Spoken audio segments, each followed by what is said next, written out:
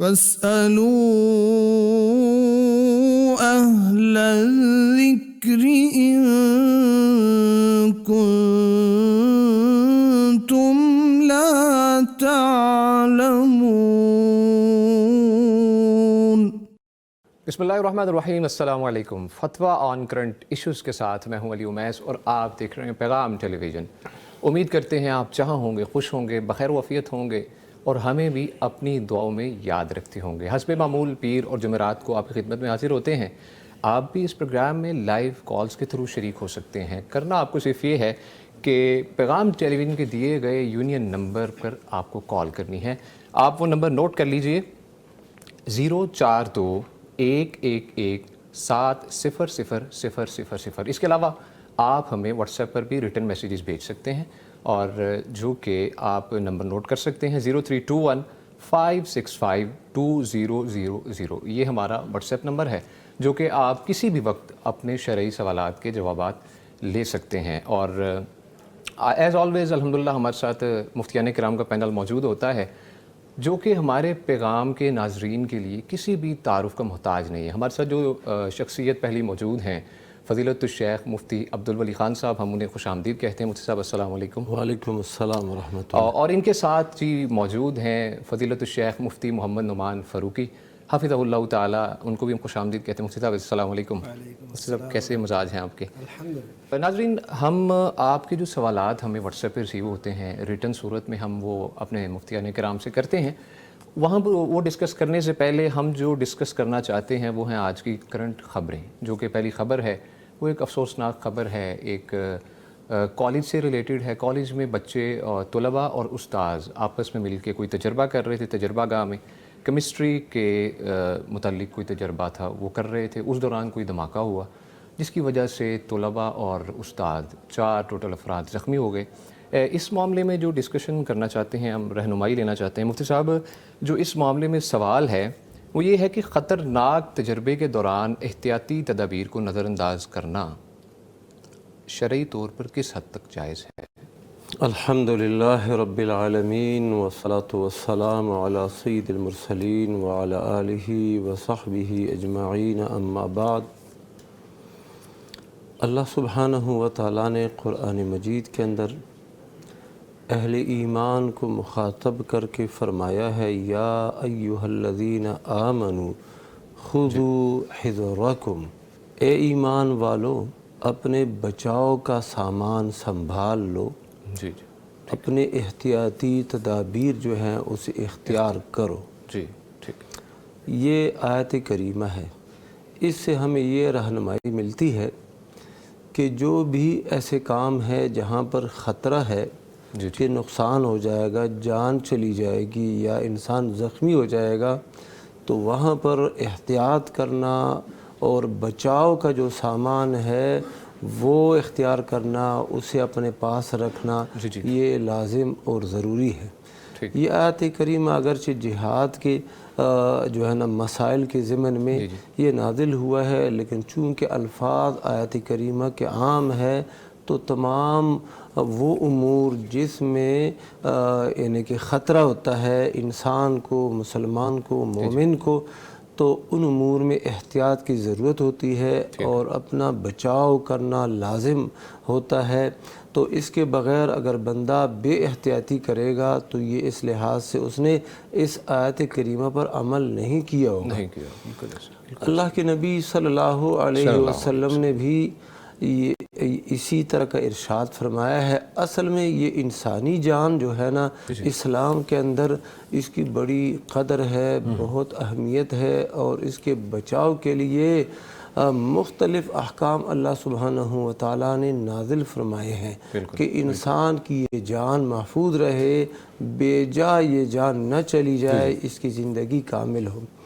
تو اللہ کے نبی صلی اللہ علیہ وسلم نے ایک دفعہ دیکھا ایک بندہ جا رہا ہے اور اس کے ہاتھ میں تیر ہیں، اور جو بہت تیز ہوتے ہیں، نوکدار ہوتے ہیں، تو وہ تیر ہیں۔ تو اللہ کے نبی صلی اللہ علیہ وسلم نے ارشاد فرمایا، ایک قانون عام بیان فرمایا، اذا مر احدکم، جب تم میں سے کوئی شخص گزرے من مساجدنا، ہماری مساجد میں اور فی سوقنا یا ہمارے بازار میں سے وہ گزر جائے تو جو اس کے پاس اگر تیر ہے فَلْيُمْسِكْ عَلَى نِصَالِهَا، جو اس کے جو تیز طرف ہے، دھاریدار طرف، نوکدار طرف، ان کو وہ پکڑ لے تاکہ کسی مومن کو، مسلمان کو وہ نقصان نہ پہنچائے۔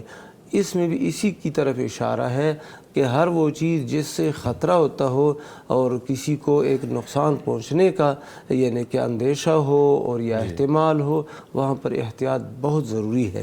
تو یہ جو صورتحال پوچھی گئی ہے اور بیان کی گئی ہے، اس میں بھی نا بے احتیاطی کا جو عنصر ہے وہ شامل ہے۔ تو تجربہ کر رہے ہیں اور یہ خطرناک تجربہ ہے، اسی لیے اس کا نتیجہ ہم دیکھ رہے ہیں کہ استاد زخمی ہیں اور شدید زخمی ہیں، بچے زخمی ہو گئے ہیں، اسپتال پہنچ گئے ہیں۔ تو اس میں احتیاط کی جو ضرورت تھی وہ نہیں اختیار کی گئی ہے، لہذا یہ ایسے نہیں ہونا چاہیے۔ ہر وہ کام جس میں یعنی مسلمان کو، مومن کو، کسی انسان کو یا مسلمان کی کسی مال کو نقصان پہنچنے کا اندیشہ ہو، وہاں پر احتیاط کی بہت زیادہ ضرورت ہوتی ہے۔ جی مفتی صاحب، اس سوال کا جو دوسرا ایک پہلو ہے وہ بھی ہے کہ اسلام میں حادثات کے نتیجے میں جو لواحقین ہیں ان کے ساتھ انصاف اور ان کے حقوق کی ادائیگی، ہمارے اسلام جو ہے اس کے حوالے سے کیا رہنمائی کرتا ہے، کس پر لازم ہے؟ اس طرح کے حوادث ہوتے ہیں۔ اب استاذ کا بھی تو یہ ارادہ نہیں تھا کہ میرے شاگردوں کو یہ نقصان پہنچے، اور نہ ہی یہ طلبہ کا یہ ارادہ تھا یا ان کی یہ خواہش تھی کہ ان کو نقصان پہنچے، نہ اسکول والوں کو، کالج والوں کا بھی یہ نہیں تھا، لیکن یہ حادثہ پیش آیا۔ یہ ایک طرح سے قدرتی حادثہ ہے، جس طرح کے سیلاب اور زلزلے اور دوسرے اس طرح کے مسائل ہوتے ہیں، یہ اس طرح کا ایک حادثہ ہے۔ تو اس طرح کے حوادث میں حکومت کی ذمہ داری ہوتی ہے کہ ریاست کی ذمہ داری ہوتی ہے کہ وہ ان لوگوں کی مدد کرے، زخمیوں کی بھی مدد کرے، اور جو اگر اس طرح کے حوادث میں ان کی جان چلی جائے ان کے ورثاء سے بھی تعاون کیا جائے، مدد کی جائے، اور اس طریقے کے ساتھ ان کی دلجوئی کی جائے۔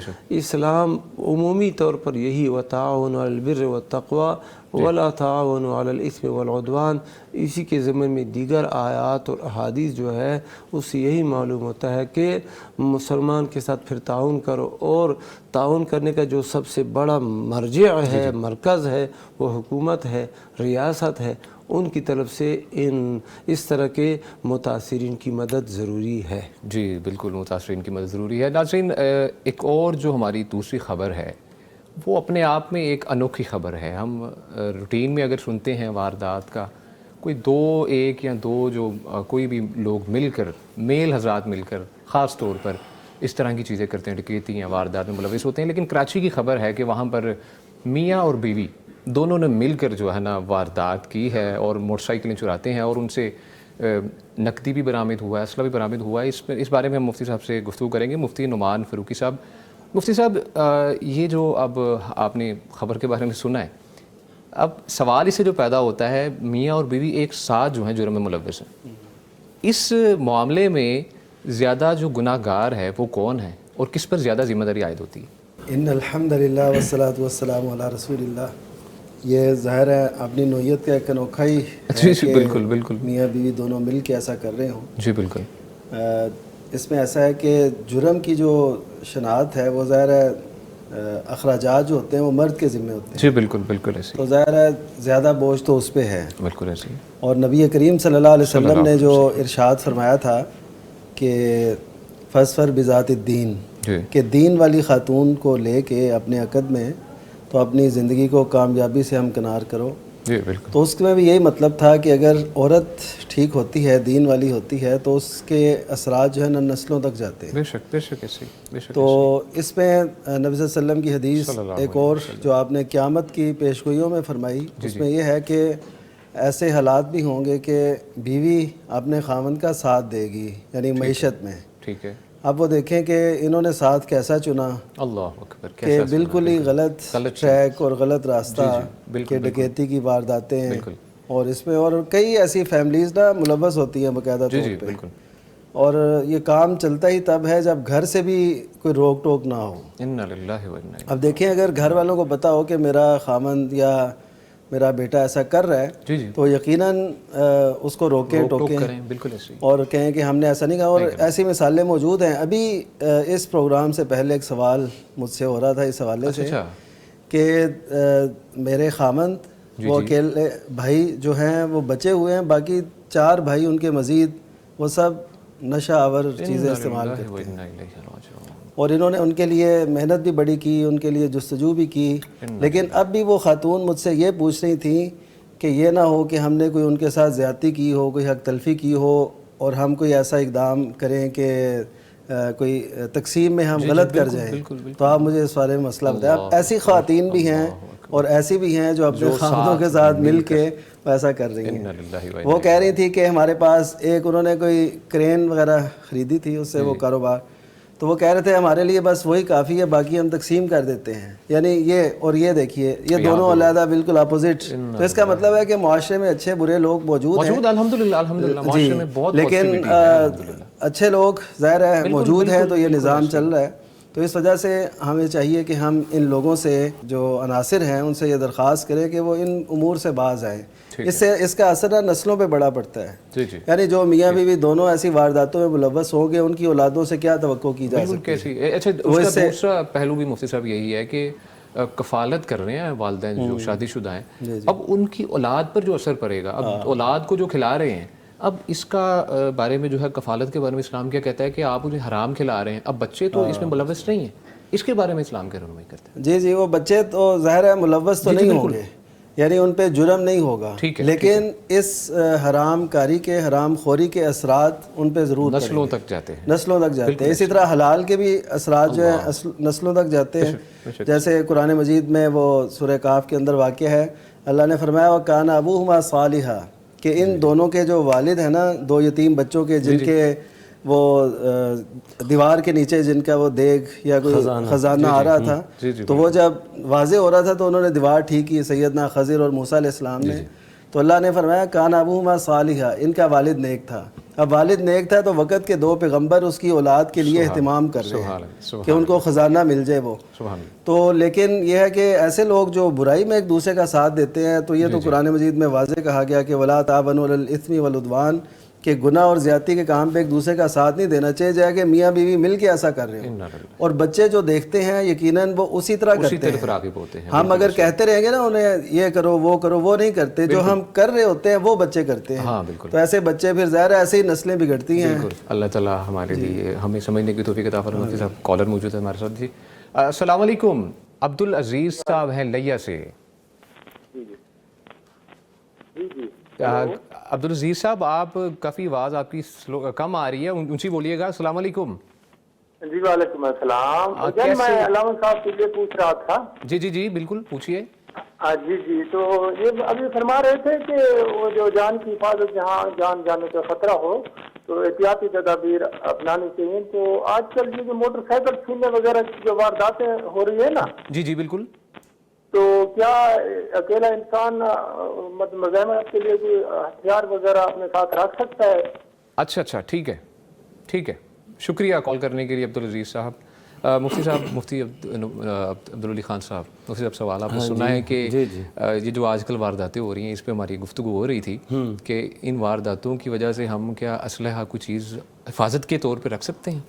اور اس میں مفتی صاحب میں ایک ایڈ آن کرتا چلوں چیز کہ اگر رکھیں گے تو اپنے آپ کو بچاؤ کے لیے اوبویسلی شوٹ ٹو کے لیے کسی بھی قسم کا کوئی معاملہ کر سکتے ہیں, اس کے بارے میں بھی روشنی فرمائیں. ہاں جی, یہ جو ہے نا حکومت وقت کے قوانین کے تحت جی اسلحہ رکھنا یہ بالکل آج کے دور میں ضروری ہے. ٹھیک ہے. اور جب کوئی ایسی ڈکیتی کا ارادہ کرتا ہے, ڈاکہ ڈالتا ہے, آپ سے کوئی مال چھیننے کی کوشش کرتا ہے, موٹر سائیکل وغیرہ, ٹھیک ہے, تو آپ اس اسلحے کو صرف نمائش کے لیے نہیں بلکہ اس کو استعمال بھی کر سکتے ہیں. ٹھیک ہے. اور اگر وہ بندہ مرتا ہے آپ کی گولی سے وہ آگ میں ہوگا. صحیح مسلم کی حدیث ہے, اللہ کے نبی صلی اللہ علیہ وسلم نے فرمایا جب ایک بندہ آتا ہے اور آپ سے مال چھیننے کی کوشش کرتا ہے تو آپ نے اپنا مال نہیں دینا اسے. اچھا اچھا ٹھیک ہے. مال نہیں دینا، مزاحمت کرنی ہے. اور اگر اس مزاحمت کے سلسلے میں آپ شہید ہوتے ہیں، قتل ہوتے ہیں، تو آپ کی موت شہادت کی موت ہے. اور اگر وہ قتل ہوتا ہے جو ڈاکو ہے، چور ہے، وہ آگ میں ہے. ٹھیک ہے ٹھیک ہے. یہ ضروری ہے. اور جب معاشرے کے اندر اس طرح مزاحمت والی صورت پیدا ہوگی تو یہ جو چور، ڈاکو، ڈکیت جو ہوتے ہیں یہ پھر ڈریں گے. یہ اب تو ان کو یہ ہے کہ جیسے ہی ہم نے پسٹل دکھانی ہے تو آگے سے انہوں نے موبائل اور پیسے سارا کچھ خود ہی دینا ہے. لیکن جب ان کو یہ پتہ ہو کہ لوگوں نے شہادت بھی قبول کرنی ہے اور آگے سے غازی بھی انہوں نے بننا ہے، پھر یہ کبھی بھی ایسے جرأت کے ساتھ نہیں آئیں گے. تو اسلحہ لائسنس لے لو اور اس کو پاس رکھو، اور جب ایسے خطرناک جگہ سے گزرتے ہو تو باقاعدہ اس کو لوڈ کر کے گزرو. بالکل بالکل. یہ ہے. اور باقی بھی جو احتیاطی تدابیر ہے وہ ہیلمٹ کا استعمال وغیرہ وہ ضروری ہے، وہ تو ضروری ہے، بہت ضروری ہیں. جی بہت شکریہ مفتی صاحب. مفتی صاحب ہمیں جو ریٹن سوالات موصول ہوتے ہیں واٹس ایپ پر بھی اوبویسلی موصول ہوتے ہیں، دوسرے پلیٹ فارمز پر بھی، جو پہلا پوچھا گیا ہے کہ سردیاں ہیں، کیا بچوں کو دھونے کے بعد دوبارہ وضو کرنا چاہیے؟ اس سوال کی بنیاد یہ ہے نا، وہ حدیث مبارک ہے کہ اللہ کے نبی صلی اللہ علیہ وسلم نے فرمایا من مس ذکرہ فلیتوضأ، جو اپنے شرمگاہ کو چھو لے، ہاتھ لگائے تو وہ وضو کرے. تو مسئلہ یہ ہے کہ یہ حکم بالغ افراد کے لیے ہے، اور وہ یہ ہے کہ اپنی شرمگاہ کو چھونے کی صورت میں یہ حکم ہے. ٹھیک ہے. جو بچے ہیں، بچوں کو دھونے کی صورت میں، ان پیمپر بدلنے کی صورت میں، ڈائپر بدلنے کی صورت میں یا صفائی کی صورت میں ہاتھ ان کی شرمگاہ کو لگتا ہے، اس سے اس مرد کا وضو نہیں ٹوٹتا، اس خاتون کا، اس ماں کا، بہن کا وضو بالکل نہیں ٹوٹتا، چاہے گرمی ہو چاہے سردی ہو. بار بار سردیوں میں وضو کرنا ذرا مشکل ہوتا ہے، تو اس لیے پوچھا گیا. باقی مسئلہ اصل میں یہی ہے. شیخ محمد بن صالح العثیمین رحمہ اللہ، ان کا بھی یہی فتویٰ ہے. الشرح الممتع کے اندر شیخ ابن باز رحمہ اللہ جو سعودی عرب کے مفتی اعظم تھے، ان کا بھی یہی فتویٰ ہے. ہمیں بھی یہی سمجھ آئی ہے، اور وہ سارے جو ضمیریں ہیں نا اپنی طرف راجع ہیں. من مس ذکرہ فلیتوضأ، جو اپنی شرمگاہ کو چھو لے وہ وضو کرے. یہ بچے وغیرہ کے بارے میں اس طرح کی بات نہیں آئی ہے، لہٰذا بالکل بلا شک و شبہ ان کا وضو قائم ہے، اور ان کی بچوں کی شرمگاہ کو ہاتھ لگانے سے ان کا وضو نہیں ٹوٹے گا. جی مفتی صاحب شکریہ. انشاءاللہ گفتگو کا سلسلہ جاری رکھیں گے. ناظرین گفتگو انشاءاللہ جاری رہے گی، لیکن آپ سے ملتے ہیں ایک چھوٹی سی بریک کے بعد. فاسألوا أهل الذكر إن كنتم لا تعلمون. فاسألوا أهل الذكر إن كنتم لا تعلمون.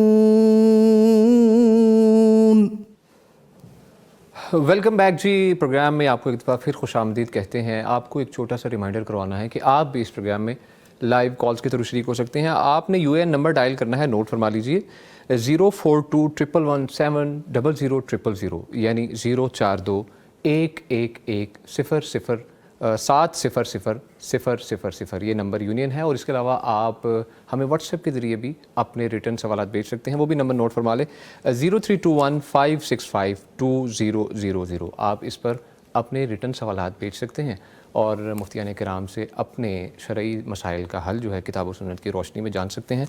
مفتی صاحب کی طرف چلتے ہیں. مفتی صاحب سوالات کا سلسلہ آگے بڑھاتے ہیں.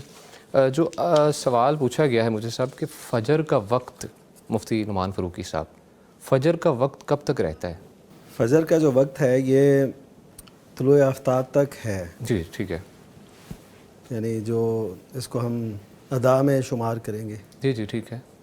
اور یہ شروع ہوتا ہے ظاہر ہے جب فجر طلوع ہوتی ہے، جب یہاں پہ اذانیں ہوتی ہیں. جی جی ٹھیک. اور آج کل تو ماشاءاللہ اس پہ اپلیکیشن پہ بھی ٹائم آ جاتا ہے. ہاں بالکل بالکل آسانی ہے جی جی آسانی ہے ہر شہر میں, حتیٰ کہ غیر مسلم ممالک میں بھی یہ سہولت موجود ہے. الحمدللہ یہ بہت آسانی ہے الحمدللہ. تو تب سے شروع ہوتا ہے اور طلوع آفتاب تک رہتا ہے. ٹھیک ہے. تو اصل میں ایسا ہے کہ جتنی جلدی اس کو پڑھا جائے, جب منہ اندھیرا جسے کہتے ہیں, یعنی ابھی اندھیرا موجود ہو, اسے غلط کہتے ہیں ابھی, تو صحیح ٹائم تو وہ ہے.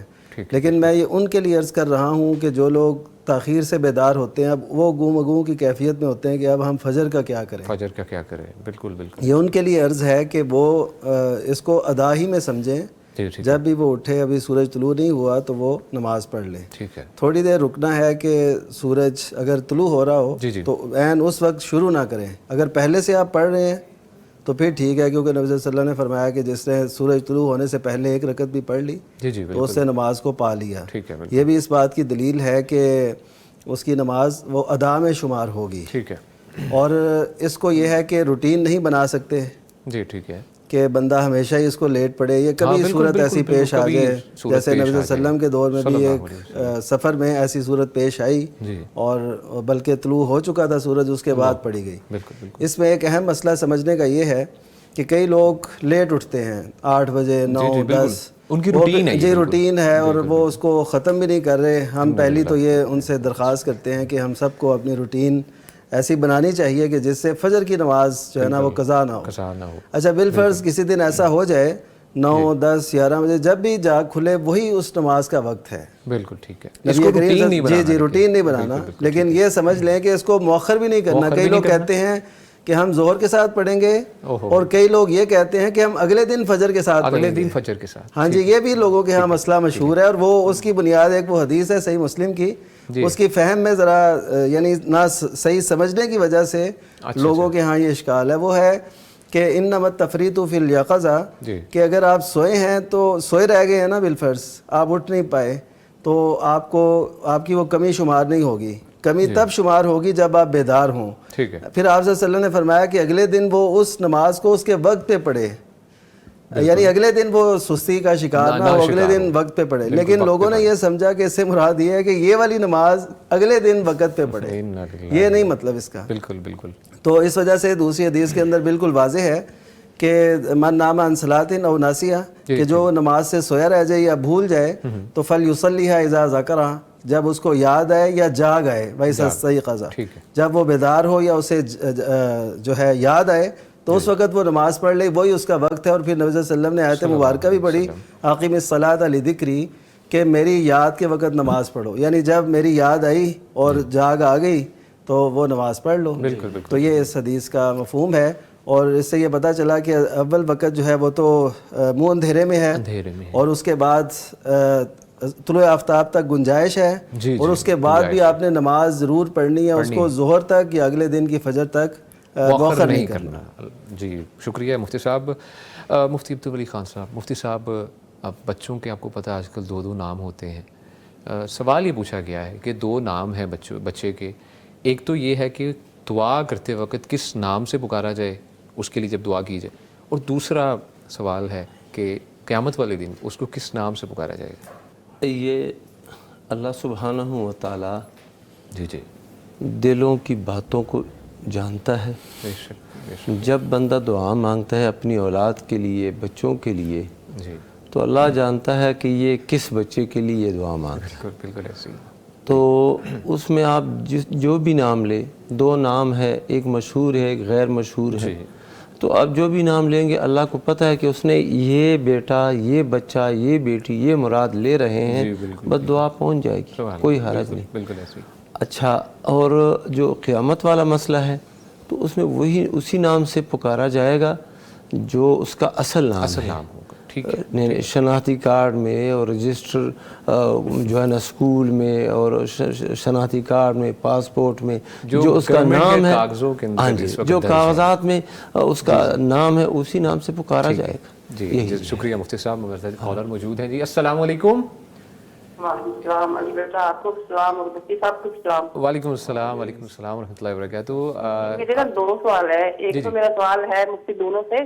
جی وہ کہ 3-4 لوگ بیٹھے ہوتے ہیں, ٹھیک ہے, یہ کی عادت ہوتی ہے ایک کو سلام کرتے ہیں, دوسرے 3 کو نہیں کرتے. یا 3 لوگ بیٹھے ہیں، ایک کو کھانا دیتے ہیں دوسرے کو پوچھتے بھی نہیں ہے، یا ذمہ داری بھی ہوتی ایسے کرنے سے؟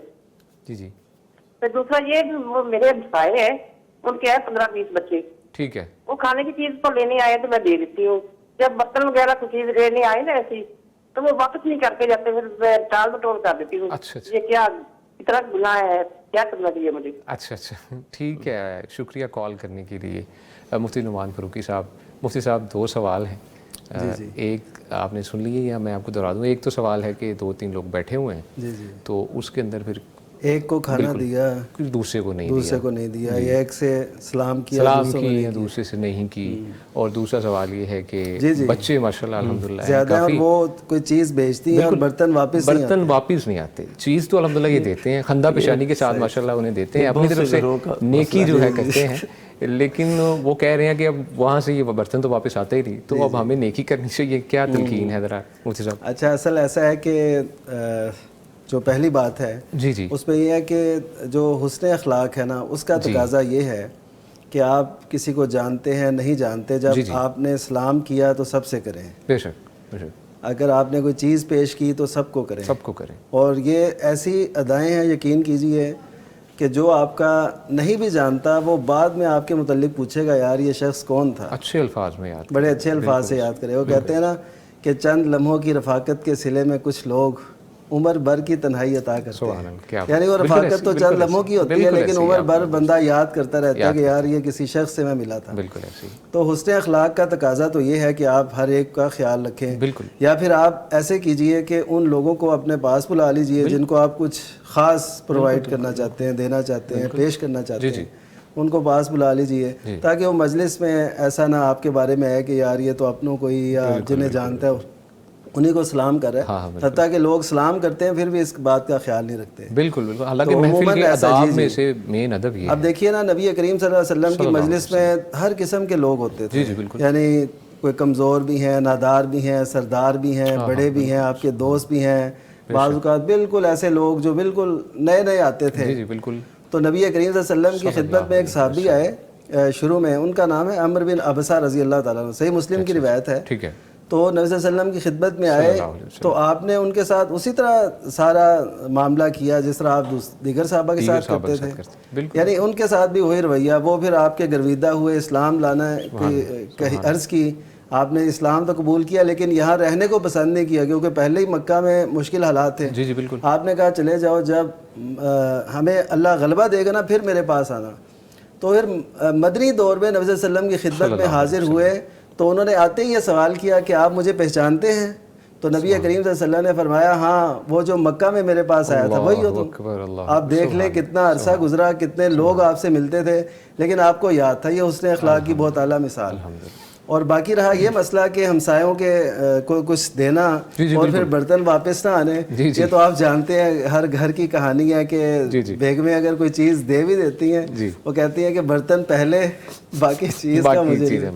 تو برتن بہرحال پہنچانے چاہیے تاکہ وہ سلسلہ جاری رہے. لیکن انہیں بھی میرے خیال جی ایک قسم کی امانت ہے نا، برتن تو انہوں نے نہیں دیا، یہ قسم کی امانت ہے اور امانت واپس کرنی چاہیے تاکہ یہ سلسلہ جاری رہے اور اس میں کوئی انقطاع نہ آئے. اور ویسے بھی کر سکتے ہیں کہ ان کو کہہ دیں کہ برتن لے آؤ، برتن لے آؤ، انہیں یاد ہے یہ بھی ٹھیک ہے. گھر سے برتن لے سالن نیکی کا سلسلہ بھی نہ رکے. اور برتن ایک بات کی وضاحت میں کر دوں کہ بعض اوقات نا مثلا شربت ہے، کوئی پانی ہے، آپ نے پلانا ہے تو اور وہ ایک ہی گلاس ہے، جی ٹھیک ہے، تو جو آپ کی دائیں طرف ہے نا اس کو ہی آپ پیش کریں. اچھا ٹھیک ہے. وہ غریب ہے، فقیر ہے، آپ کا جاننے والا ہے، نہیں جاننے والا تو آپ نے دائیں طرف والے کو پیش کرنا ہے. باقی اوروں کو ملے یا نہ ملے پھر ان کو گلہ نہیں کرنا چاہیے. ٹھیک ہے، کیونکہ اس کے تھا ہی انہیں وضاحت بھی ویسے کر دینی چاہیے کہ تھا ہی. شکریہ مفتی صاحب. مفتی صاحب الحمدللہ ایک اور جو سوال ہے وہ ہے کہ محمد نام رکھنا کیسا ہے؟ کیونکہ بعض اوقات تو ہم غصے سے جس کا نام محمد رکھا ہوا اس کو ڈانٹتے بھی ہیں. اب نام سے لگاؤ ہے الحمدللہ، ایسا خوبصورت نام ہے تو لوگ یہ سوچتے ہیں کہ بچے کا اگر نام بھی رکھا ہے تو اسے ڈانٹیں بھی. تو یہ اس معاملے میں کہہ رہے ہیں کہ شرعی رہنمائی ہمارے لیے کیا ہے؟ یہ نام ایسا مبارک نام ہے سبحان اللہ کہ اللہ کے نبی صلی اللہ علیہ وسلم نے خود فرمایا سمو بسمی، میرے نام پہ نام رکھو.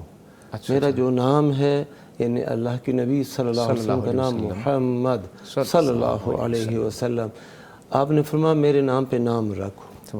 اور پھر صحابہ نے بھی اس پہ عمل کیا. علی رضی اللہ تعالیٰ عنہ نے اپنے ایک بیٹے کا نام محمد رکھا. اچھا، اور اس کے علاوہ صحابہ محمد بن مسلمہ اس کا نام بھی محمد ہی ہے. اور بعد کے اتنے جو محدثین ہیں ان کے نام وہ محمد ہی محمد. امام زہری بہت بڑے امام گزرے ہیں، حدیث کے فقیہ تابعی ہیں. صحابہ بہت زیادہ صحابہ کرام کے ساتھ ان کی ملاقات ہوئی ہے، ان کا نام محمد تھا. سبحان اللہ، ماشاء اللہ. ایک اور محدث ہیں ابو زبیر، وہ بھی تابعی ہیں اور جابر رضی اللہ تعالیٰ عنہ کے خاص شاگرد ہیں، ان کا نام بھی محمد. سبحان اللہ. یہ مشہور امام شافعی رحمہ اللہ، ان کا نام اپنا کیا ہے؟ محمد. ایک بڑے فقیہ ہیں اور وہ فقہ حنفی کے بڑے امام ہیں، ابن الحسن، ان کا نام کیا ہے؟ محمد. مشہور ہے امام محمد. اور اسی طرح بہت سے یہ جو کتب حدیث میں جب آپ سند پڑھتے ہیں نا، صحیح بخاری کی سند، ترمذی کی سند اور اسی طرح دیگر، اس میں آپ کو ایسے بھی ملتا ہے کہ ایک سند میں یعنی جتنے بھی راوی مل رہے ہیں صحابی کے علاوہ وہ سب راویوں کے نام محمد. ماشاءاللہ، ہمیں عام کرنا چاہیے یہ نام. تو یہ نام بڑا مبارک ہے. امام بخاری رحمہ اللہ جو بہت بڑے امام، ان کا نام بھی محمد ہے، باپ کا نام اسماعیل.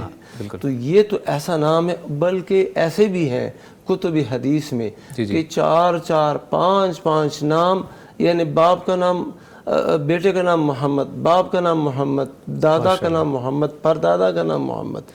یہ تو بڑا مبارک نام ہے اور رکھنا چاہیے. محبت کا یہ عقیدت کا احترام. اور یہ جو ہوتا ہے نا، جب ہم اپنے بچوں کو غصہ کرتے ہیں، غصے ہوتے ہیں، اس کا نام محمد ہے، تو یہ ہم وہ محمد نہیں مراد لیتے، ہم اپنے یہ بچہ محمد مراد لیتے ہیں. اگر وہ مراد ہوتے تو پھر جب بھی محمد نام آتا تو ہم درود شریف پڑھتے. بالکل لازمی ہے، لیکن درود شریف پڑھنا تو بچوں کے ناموں کے ساتھ یا بیٹوں کے ناموں کے ساتھ لازمی اور ضروری بالکل نہیں ہے، بلکہ نہیں پڑھنا چاہیے. بالکل ایسے ہی ہے، لہٰذا کوئی حرج نہیں، آپ غصے بھی ہو جائیں کوئی حرج نہیں. جی مفتی صاحب شکریہ جواب دینے کی. جی مفتی نعمان فاروقی صاحب، مفتی صاحب جو سائل ہیں ان کا سوال ہے کہ بیوی خاوند کو پسند نہیں کرتی تو کیا وہ حقوق زوجیت نہ کرنے کا طے کر کے خاوند سے کہہ سکتی ہے کہ آپ دوسری شادی کر لیں؟ یہ بالکل اسی نوعیت کا مسئلہ ہے جی کہ جیسے کوئی خاوند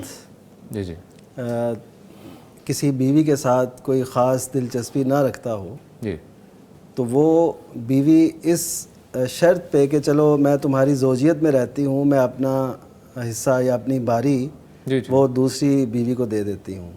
جیسے ام المومنین سیدہ سودا رضی اللہ تعالیٰ عنہ نے اپنی باری حضرت عائشہ رضی اللہ تعالیٰ عنہ کے نام کی تھی. اچھا.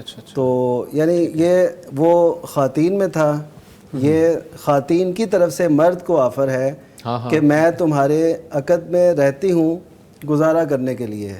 یعنی جینا تو نہیں ہے لیکن ایک جینے کی ایک کوشش ہے کہ چلو میں اب چونکہ معاشرے میں بہت سی ابتری بھی ہے نا کہ لوگ دوسری جگہ شادی اور پھر کوئی اگر بیوہ یا مختلف جس نے خلا لیا ہو اس کو معاشرے میں اچھی نگاہ سے نہیں دیکھا جاتا.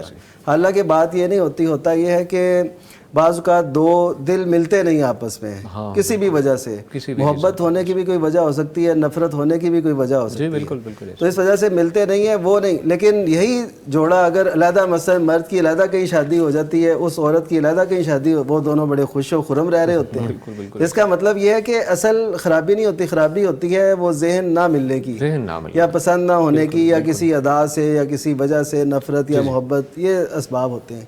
تو یہ اگر ایسے کمپرومائز کر لیں، لیکن اس میں خرابی یہ ہے کہ ظاہر ہے اگر تو یہ جوانی کے عالم میں ہے تو پھر تو ایسا کرنا درست نہیں ہے. ظاہر ہے ان کے بھی فطرتی تقاضے ہیں، ان کو کب تک وہ دبا کے رکھیں گی. تو اس وجہ سے چاہیے یہ کہ وہ جو نفرت کی وجہ ہے، نفرت کی دیوار ہے، اس کو گرانے کی کوشش کریں کہ وہ آخر کس وجہ سے ہے، اور اس طریقے سے وہ اپنا کر سکتی ہیں۔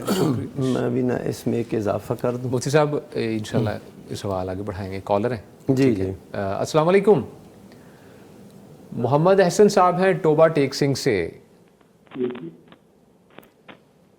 السلام علیکم۔ وعلیکم السلام۔ جی محمد احسن صاحب، کیسی طبیعت ہے آپ کی، ٹھیک ہیں؟ جی سر السلام علیکم۔ جی جی وعلیکم السلام، کیسے مزاج ہیں آپ، ٹھیک ہیں، خیریت سے ہیں؟ ٹی وی کی آواز آپ بند کر لیں گے تو بہت اچھا ہو جائے گا، آپ کے لیے بھی ہمارے لیے بھی۔ جی میں ماشاءاللہ الحمدللہ ٹھیک ہوں، آپ سنائیں سر؟ جی جی الحمدللہ الحمدللہ، اللہ کا شکر۔ آپ کا کیا سوال ہے، کیا پوچھنا چاہتے ہیں مفتی صاحب سے؟ سر میرا سوال مان فروقی صاحب سے ہے، میں ویسے ان کا طالب علم بھی ہوں جامعہ علامہ ثانوی ظہیر میں۔ اچھا میرا سوال یہ ہے کہ آج ہم نے ان سے پوچھا تھا کہ پب جی کے بارے میں، اچھا تو ہم ان سے دوبارہ جاننا چاہتے ہیں کہ آپ کو ڈیٹیل بتا دیں کہ پب جی کھیلنا جائے کہ نہیں جائے۔ اچھا ٹھیک ہے جی، شکریہ کال کرنے کے لیے احسن صاحب۔ مفتی نعمان فاروقی صاحب ایک تو ماشاءاللہ آپ کے طالب علم ہیں، سوال ایک اچھا انہوں نے کیا آج کے جو اس وقت نوجوان نسل اس وقت راغب ہے، پب جی گیم ہے ایک، اور وہ کہہ رہے ہیں کھیلنا کیسا ہے۔ صحیح۔ اچھا یہ جو پب جی گیم ہے نا، جی جی، یا اس نوعیت کی جتنی گیمز ہیں جس میں انسان ایسا مگن ہو، اور خصوصاً پب جی، اس میں خاص کر انہوں نے ماحول ایسا بنایا ہے کہ اس پہ دلچسپی ختم ہی نہیں ہوتی۔ بالکل بالکل، ہمارے پاس شکایات آتی ہیں، پچھلے دنوں ایک مسئلہ آیا کہ 16 سالہ بیٹا ہے، پوری رات پب جی کھیلتا رہتا ہے، نہ کوئی نماز، نہ کوئی کہنا، نہ کوئی فرما برداری، نہ کوئی اپنے کام، نہ کوئی اپنی زندگی۔ وہ بنانے کے دور ہے، اپنی زندگی بنانے کا، تو اس میں یہ ایسے لگا ہوا آگے جا کے کیا کرے گا، پب جی تو نہیں کھیلنی، دنیا کا سامنا کرنا ہے، معاشی میدان ہے، تعلیمی میدان ہے، اور اس نے جینا اس معاشرے میں، پب جی کھیل کے تو نہیں جیے گا۔ بالکل بالکل ایسے۔ اچھا لوگوں میں یہ بڑا ہوتا ہے جی اس سے بھی تو انکم ہوتی ہے۔ دیکھیے انکم کے وہ ذرائع جو شریعت جن کو جائز نہیں سمجھتی، ان ذرائع سے آمدن بھی جائز نہیں ہوتی۔ اب یہ ناجائز کس وجہ سے ہے؟ ایک تو یہ کہ اس کی وجہ سے مشاہدہ موجود ہے کہ جنہوں نے پب جی کھیلی انہوں نے قتل و غارت بھی کی، مشاہدہ موجود ہے، اپنے والدین کو، گھر والوں کو قتل کیا، اور بالکل آرام سکون سے قتل کر کے وہ آرام سے بیٹھا، ہر وقت اس نے گولی اور یہ ساری چیزیں کرتے رہنے کی، اور نفسیاتی طور پہ وہ ہو جاتا ہے نا۔ یہ ایسے ہی ہے جیسے اللہ تعالیٰ نے فرمایا کہ وَلَا تُلْقُوا بِأَيْدِيكُمْ إِلَى التَّهْلُكَةِ، کہ اپنے ہاتھوں کو ہلاکت میں نہ ڈالو۔ اب یہ لوگ خود ہی ہلاکت کی طرف جا رہے ہیں، اور میں سمجھتا ہوں کہ جو قرآن مجید میں اللہ تعالیٰ نے فرمایا وَمِنَ النَّاسِ مَن يَشْتَرِي لَهْوَ الْحَدِيثِ لِيُضِلَّ عَن سَبِيلِ اللَّهِ، کہ لوگوں میں سے کچھ ایسے ہیں جو فضول چیزیں، باتیں، کام، آلات وہ خریدتے ہیں کہ اللہ کے رستے سے گمراہ کر دیں، اور حقیقت یہ ہے کہ یہ اللہ کے رستے سے ہٹانے والی اس سے بڑی اور کیا بات ہوگی کہ نہ والدین کا کہنا ماننا، نہ اللہ کا، نہ اس کے رسول صلی اللہ علیہ وسلم کے احکامات پہ چلنا، بس ایک ہی کام ہے جی پب جی کھیل۔ اور اس سے پھر جو ہلاکتیں ہیں، اس کے جو نقصانات ہیں، اس کے جو ذہنی طور پہ اور جو فکری طور پہ اور جو نظر کے اور جسم کے حق ہیں، وہ سارے جاتے ہیں۔ اس وجہ سے ہم اس کو کوئی بھی کام اعتدال سے کیا جانا بہتر ہوتا ہے۔ مفتی صاحب بہت شکریہ جواب دینے کے لیے۔ ناظرین یہاں پر ایک لینا ہے چھوٹا سا وقفہ، ہمارے ساتھ رہیے گا۔ فَاسْأَلُوا أَهْلَ الذِّكْرِ إِن كُنتُمْ لَا تَعْلَمُونَ فَاسْأَلُوا أَهْلَ الذِّكْرِ إِن كُنتُمْ لَا تعلمون۔ ویلکم بیک جی، گفتگو کا سلسلہ جاری کرتے ہیں، گفتگو سے بڑھاتے ہیں۔ مفتی عبدالولی خان صاحب، مفتی صاحب سوال ہے کہ مسجد کے خزانچی مسجد کے پیسوں میں سے کسی کو قرض حسنہ دے سکتا ہے؟ بالکل نہیں، کیونکہ یہ جو مسجد کا ذخیرہ ہوتا ہے، خزانہ ہوتا ہے، وہ پیسے ہوتے ہیں، وہ ایک امانت ہوتی ہے۔ ٹھیک ہے، بالکل۔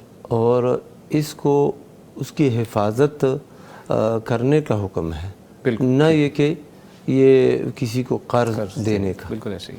اور وجہ یہ ہے کہ جب وہ ایسے کریں گے تو پھر یہ مسجد کا پیسہ وہ ایسے نہیں رہے گا. جی بالکل. آج ایک حاجی صاحب نے قرضہ مانگا ہے تو اس کو دے دیے, دوسرے دن دوسرا چودھری صاحب, حاجی صاحب, نمازی صاحب وہ مانگیں گے. بالکل بالکل. تو یہ جو چیز ہے یہ ایک امانت ہے, اللہ کے گھر کا پیسہ ہے, اور یہ صرف اور صرف اس کے لیے نا ایک محافظ ہے اور حفاظت ہی کرے, وہ دوسروں کو دینے کے کا مجاز نہیں ہے. یہ کوئی سلطان تو ہے نہیں, بادشاہ تو ہے نہیں, حاکم وقت یا رئیس الدولہ ہے نہیں کہ وہ ان چیزوں میں کسی کو ہبہ کر دے, کسی کو دے دے, کسی کو قرض کے طور پر عنایت کرے. نہیں, یہ اس کے لیے جائز نہیں ہے, اور یہ ایک غلط روش ہے. بعض جگہوں میں یہ سلسلہ چل پڑتا ہے.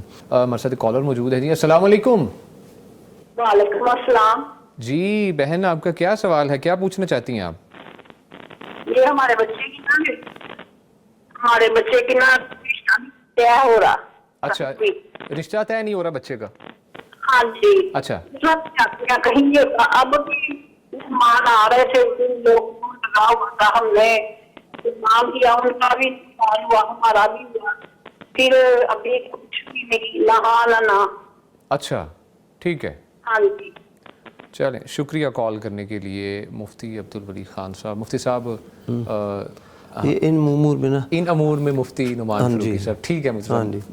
اب مفتی صاحب سوال یہ ہے کہ رشتہ کرنا چاہ رہے ہیں بچے کا, لیکن کوئی نہ کوئی رکاوٹیں, کوئی نہ کوئی معاملات ایسے پھٹ جاتے ہیں. ایون کہ وہ انہوں نے بولا ہے کہ ابھی گھر میں آ رہے تھے, آتے آتے کوئی ایسا ایشو کریٹ ہو گیا کہ وہ اس دوران ہی نہ وہاں سے ہاں ہے نہ ہے.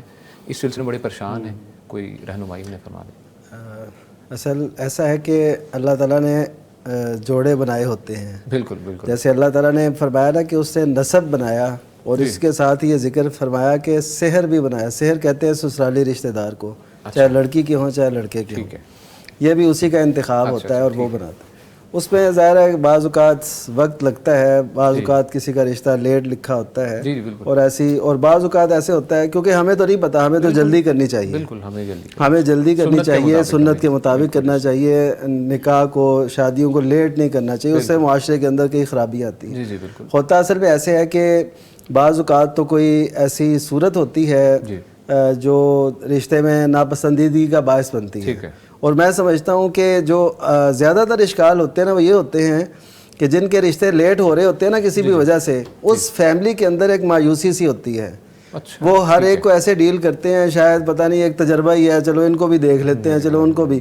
نہ ان کے رویوں سے ایسا کچھ پتہ چلتا ہے کہ یہ بڑے اچھے ہیں, ویل سیٹلڈ ہیں, یا ان کے اخلاق میں, ہاں وہ بھی کہہ رہے ہوتے ہیں چلو یار انہوں بھی دیکھ لو, ایسے بھی کر لو, ویسے بھی کر لو, ہاں چوائسیز. تو وہ ایسے ایک تجربہ ہی کر رہے ہوتے ہیں. وہ یہ نہیں ہوتے کہ یہ جو رشتہ آیا ہم نے کرنا ہی کرنا ہے, وہ بلکہ ایسے ہی ہوتا ہے کہ چلو ہو گیا تو ٹھیک ہے, نہیں تو کوئی اور دیکھ لیں گے. ہاں تو ایسے نہیں کرنا چاہیے. یعنی یہ زیادہ تر جو رشتے دیکھتے ہیں نا ان کے ساتھ یہ معاملہ بھی ٹھیک ہے. باقی پھر ظاہر ہے کوئی ایسی خرابی بھی ہو سکتی ہے, کوئی اخلاق کی, کوئی کردار کی, کوئی ریپوٹیشن میں فرق آ جاتا ہے بعض اوقات. ہم یہ نہیں کہتے جنہوں نے سوال کیا ان کا یہ مسئلہ ہے, ہم قطعاً ایسے نہیں کہتے, لیکن ایسا ہے کہ جو لیٹ ہونے کی وجوہات ہیں نا ان میں سے ایک یہ چیز شامل ہوتی ہے. جی جی. اور سب سے بڑھ کر یہ دعا کیجیے اللہ تعالیٰ سے اپنی زبان میں کیجیے کہ یا اللہ تو نے ہمیں پیدا کیا, تو نے ہمیں یہ اولاد دی, اب ان کے جوڑے بھی تو نصیب فرما, اور پیارے سے جوڑے, یہ جیے, کھیلیں, کھلیں, اور ہمارے گھر میں رونق لگے. تو ایسی وہ دعائیں نا اللہ تعالیٰ سے ایسے دوستی کے انداز میں کریں اس سے, اور دین کو ترجیح دیں. ہاں جی, دین کو ترجیح دیں. گھر میں سورہ بقرہ کی تلاوت یہ سنیں, تلاوت بھی کریں. اگر کوئی اگر اثرات ایسے بالکل ختم ٹھیک ہے, اگر یہ بھی ایک پہلو ہو سکتا ہے, بالکل ہو سکتا ہے. ہاں کیونکہ لوگ نا عداوت میں, حسد میں بہت سے ایسے کام کر جاتے ہیں جو نہیں کرنے کراس کر دیتے ہیں, جو کہ دین اسلام میں بالکل اس کی بالکل کوئی جگہ نہیں ہے. مفتی صاحب شکریہ جواب دینے کے لیے. مفتی عبدالولی خان صاحب, مفتی صاحب منفی سوچیں آتی ہیں, اس کے بارے میں کوئی دعا بتا دیجیے کہ منفی سوچوں سے جان چھوڑ جائے. اب مفتی صاحب سوال کا انشاءاللہ جواب سے لیتے ہیں. ایک کالر موجود ہے ہمارے ساتھ. السلام علیکم. مشتاق احمد صاحب بہاول نگر سے, کیا حال ہیں, ٹھیک ٹھاک ہیں؟ اللہ دی رحمت دے جی, شکر اللہ دا. جی الحمدللہ. کی پوچھنا چاہو گے تسی؟ جی مفتی صاحب, مجھے اشفاق صاحب نے بتایا ہے کہ ان کا سوال جو تھا وہ یہ تھا کہ اگر کوئی میت ہے اس کو دفن کر دیا جائے, امانتاً دفن کیا جائے, اور دوبارہ تدفین اگر کر دینے کے بعد میت کو نکال کے کسی اور جگہ دفن کر دینا یہ کیسا ہے؟ مجھے اشفاق صاحب کیونکہ سوال وہ سن لیتے ہیں، جی ان کی طرف سے مجھے بتایا گیا، اس کا جواب دے دیجیے۔ اصل میں تو یہ ہے کہ جہاں پر موت واقع ہو جائے جی تو اسی علاقے میں تدفین ہونی چاہیے۔ ٹھیک ہے، یہ آپ کو اور ہمارے دیکھنے والے اور سننے والوں کو علم ہوگا کہ احد اور مدینہ منورہ شہر ان کے درمیان کوئی زیادہ فاصلہ نہیں ہے۔ ٹھیک ہے، شہدائے احد ان کی تدفین وہیں پر ہوئی۔ اچھا اچھا، ٹھیک ہے، ہاں بالکل، یعنی کہ تھوڑا سا فاصلہ ہے، جی لیکن جب ان کی شہادتیں وہاں پہ ہوئی ہیں تو ان کی تدفین بھی وہیں پر ہوئی۔ ٹھیک ہے، بدر میں جو صحابہ کرام شہید ہوئے ان کی تدفین وہیں پر ہوئی۔ ٹھیک ہے، اسی طرح اور بھی جہاں پر صحابہ کرام شہید ہوئے ہیں مختلف علاقوں میں، جی ابو ایوب انصاری رضی اللہ تعالیٰ عنہ کی ان کی وفات ہوئی جی تو وہ ادھر ہی جو قسطنطنیہ ہے وہیں پر ان کی تدفین ہو گئی۔ اسی طرح بہت سی دیگر صحابہ دیگر کرام۔ مثالیں بھی موجود تو مسئلہ یہ ہے کہ جہاں پر تدفین ہو وہاں، جہاں پر موت واقع ہو جائے تدفین بھی وہیں پر ہو۔ جی ٹھیک ہے، اچھا، اپنے علاقے میں لے کے جانے کی جو صورت ہے، اگر کوئی زیادہ کوئی اہم بات ہے، کوئی زیادہ اہم مسئلہ ہے تو لے جانے کی گنجائش ہے، ٹھیک ہے، کیونکہ عائشہ رضی اللہ تعالیٰ عنہ کی بھائی عبد الرحمن بن ابی بکر، ان کی میت کو، لاش کو دوسری جگہ منتقل کیا گیا۔ اسی طرح دیگر صحابہ کے متعلق بھی ایسا ہی آتا ہے۔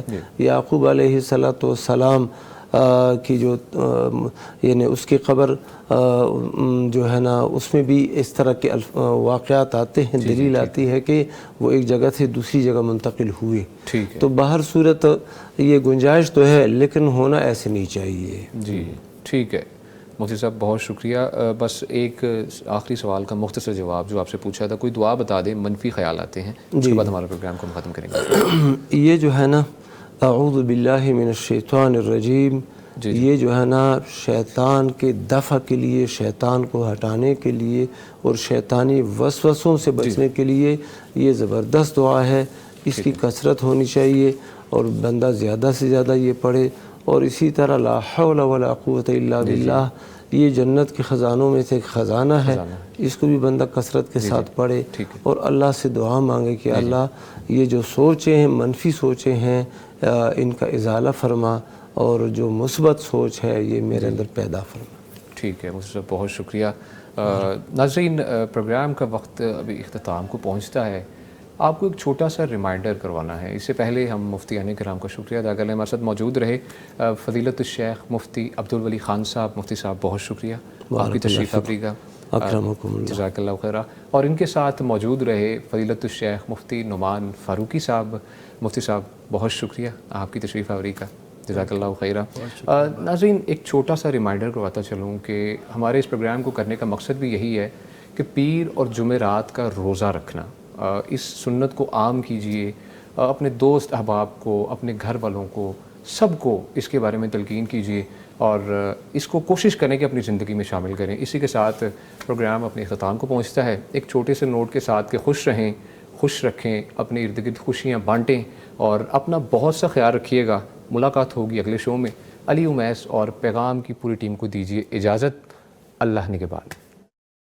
فاسألوا